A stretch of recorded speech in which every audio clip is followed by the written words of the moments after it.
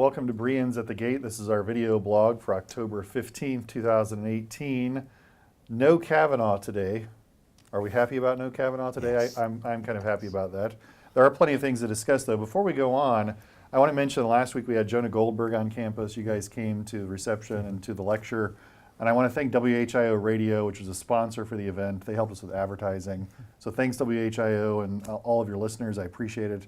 What did you guys think? Goldberg was here, talked on his new book. I mean, Bert, do you have any thoughts? Well, as we've talked before, I really like Goldberg. I thought he did an excellent job explaining his book. I've heard him explain it a couple of times before, Yeah. and I thought he did a very good job, and I can't wait to rewatch it as soon as it's posted. It's an interesting argument that he makes in the book, I think. You know, he starts the book off by saying, this in this book, you're not going to find God.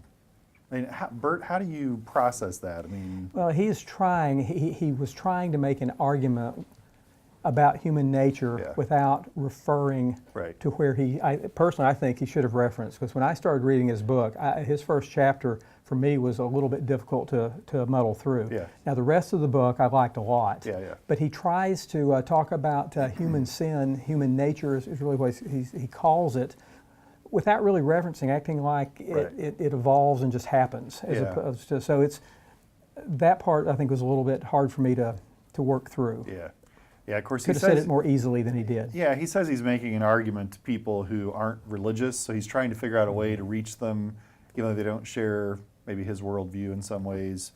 And I'm not sure how effective that is at some level. It seems like you're giving up an awful lot of the argument if God's just stripped out of the discussion. But it's really interesting. We can say, I think, a really nice guy. What you see is what you get with Jonah Goldberg. Funny, personable, really had a good time with him at the reception and the event and everything else. So if for some reason he would ever listen to us, thanks, Jonah, for coming. Anyway, for everyone else, buy his book. It's called Suicide of the West. It's really good. It's worth reading. So let's talk a little bit about Donald Trump. Shockingly, Trump always pops up, it seems, and especially on trade. I think all of us, I could say, had some serious problems with the president when he was a candidate on the trade issue, and as president on the trade issue to a degree as well. I mean, Jeff, how would you sort of look at him so far as president when it relates to trade? Have you been a little pleased? I mean, I understand that you're largely against it, but has there been anything that's been surprisingly good about him on trade, or is this perhaps the best thing that we could see on trade was the recent kind of what he's now has a new name for NAFTA, but the fact that it wasn't any worse. You know, markets can handle a lot of uncertainty, and they can handle things where politicians mess things up if they don't muck it up too badly, such that they get some certainty where they can go forward and plan. Because as we've talked, I've given Mr. Trump kudos on a whole host of dimensions, to include his deregulatory agenda as well as his tax policies. Those are very positive, I believe, for the economy. This is a negative, and if once you get to certainty on that and a limited scope of negative where he can declare victory and move on, that perhaps these positives can be more than overcome that.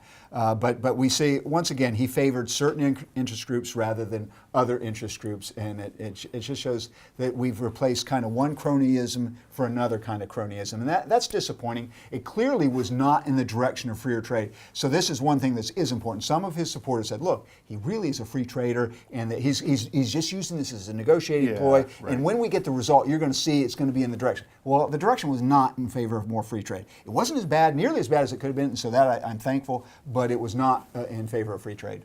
Bert, why does this matter? I mean, why does this matter so much? I mean, it feels a little abstract in some ways to talk about free trade, but why is this so critical? Well, you know, trade is at the center of how we organize a free society, and that is how individuals, it's really about having a control over your property.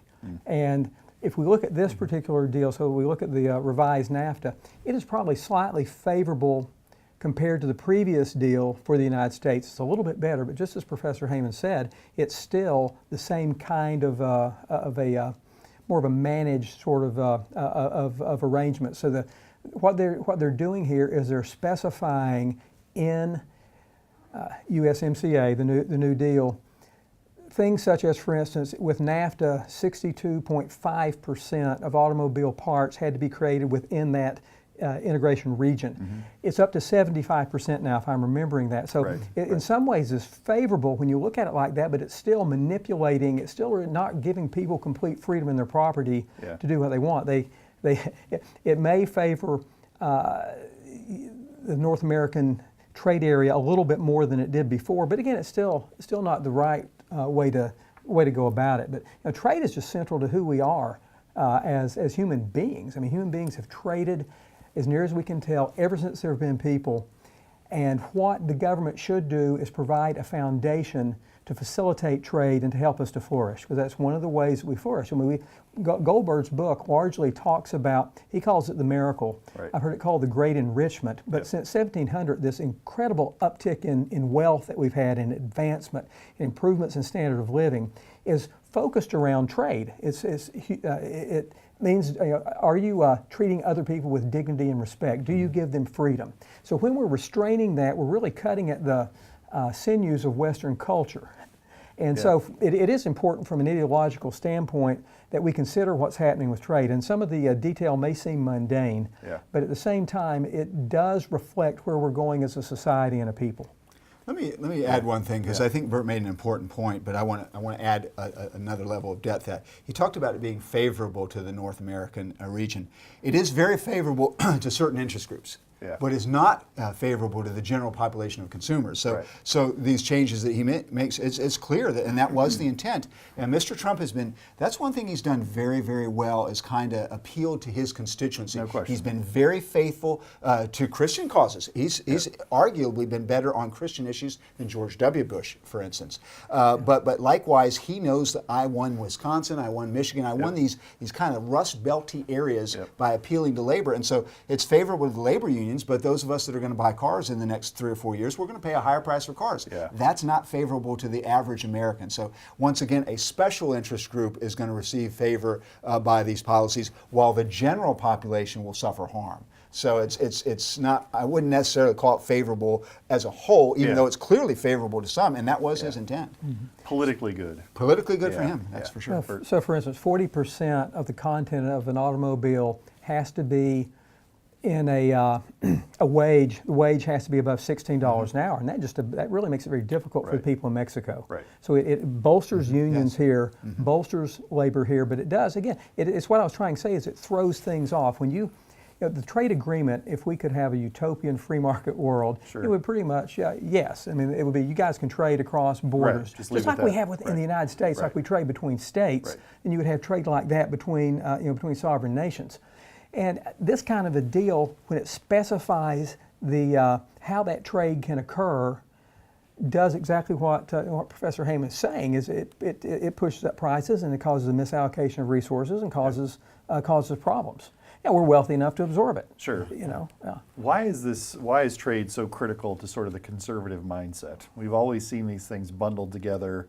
Certainly since the Reagan Revolution, free trade has been sort of a cornerstone of conservatism. What's the connection? Yeah, it's because when government can regulate trade, they can regulate the most fundamental aspects of our lives. And so conservatives have generally been around limiting government's power, except for in those areas where government clearly needs to be involved, like a military and those kind of, the rule of law, courts, et cetera, those kinds of things.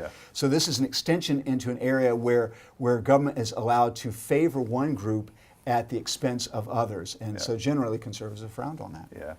Bert, what do you think is behind the lack of respect for free trade that we're seeing pretty far across the ideological spectrum to some extent now? Conservatives aren't exactly advocating for free trade. Progressives have long nibbled away at free trade. What do you think motivates this sort of willingness to maybe toss out what you say is a cornerstone of Western civilization? Well, that is a huge question that you've asked, and I don't know if I can give a real succinct answer to it. When you are wealthy, well, I mean, let me take this tack. Let's take the tack of the family. In a family, we do not allocate resources through trade. In your family, well, I'll pick on my family. My wife, Mary Ann, was the central planner. She's the one that controlled and divvied out stuff, all right? Central planner. Right, so she controlled it in that way, and that's what we learn. You have to, so we almost intuitively know this in families from birth. And what we try to do then is we want to extrapolate outside of the family that kind of a social arrangement. And what we discovered coming out of the Scottish Enlightenment largely was that when you cooperate with people that you don't know through trade, that wealth is expanded greatly.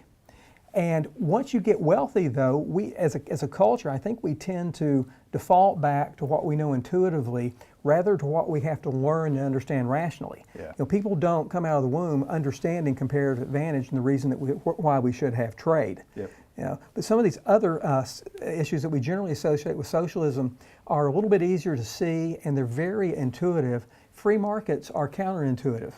And you don't really, again, until you understand it, you don't get it. You know, Yeah. you have to get there. So I think we have a president that doesn't get it. Yeah, You to know? me, when I hear him talk about trade, it's political. It's not economic. It's just purely political. He doesn't seem to me to understand the economics of free trade, which is a little bizarre for a businessman, an international businessman. No, Adam Smith was right. You know, business guys don't like free trade either. Right. You know, because it's Right. competition cuts cuts into their profits. They're always conspiring to try to make more money for themselves, and Yeah. trade won't do that necessarily. Yeah. What it does is it enriches everyone. Yeah, yeah. Jeff? Dr. Wheeler made a really good point earlier that demands emphasizing. What we have effectively is a free trade zone within America. We're one of the largest areas where, and our founders understood this, and the Commerce Clause is precisely what enabled the extension of that. And perhaps what's helpful to see about when we start thinking, we can think of free trade in an abstract sense because we're living in a land of relatively free trade with low tariffs generally, even with what Mr. Trump, they're still relatively low. But you should take a look at areas of the world where they have not had that kind of global interaction and free trade. And what you see with these very isolated groups is abject poverty and poor economic development. That's kind of the other extreme. So I think the benefits of a free trade are overwhelmingly clear when one looks at the globalization and the explosive rate of growth since we've had the modern era. Yeah. Free trade is part of an overall package that respects individuals and tries to expand justice and dignity to everyone.